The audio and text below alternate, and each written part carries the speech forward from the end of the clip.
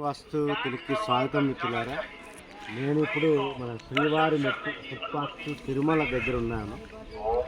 యాక్చువల్గా ఈ యొక్క ట్రిప్ యొక్క విజిట్ ఉద్దేశం ఏంటంటే, మనం ఒక స్థాపత్యవేద ధర్మం ద్వారా ఇల్లు ఏ రకంగా కట్టుకోవాలి అనేది మనం చూపెడుతున్నాము.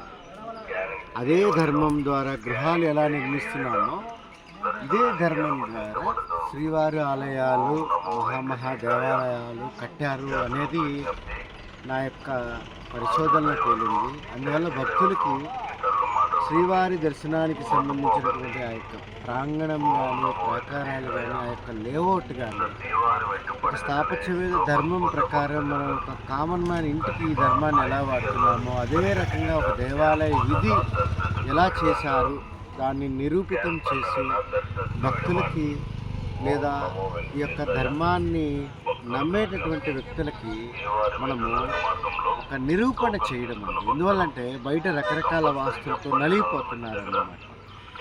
ఈ రకంగా నలిగిపోకుండా కొన్ని వేల సంవత్సరాల క్రితం ఒక దేవాలయ విధిలో కూడా ఈ ధర్మాన్ని ఏ రకంగా వాడారు, అదే రకంగా మన ఇంటికి ఏ రకంగా వాడుతున్నాము అనేది తెలియచెప్పేటటువంటి ఈ యొక్క సదుద్దేశంతో చేసేటటువంటి ఈ యొక్క ప్రయత్నానికి ఈ యొక్క ప్రకృతి ఆశీస్సులు లభించినాయి.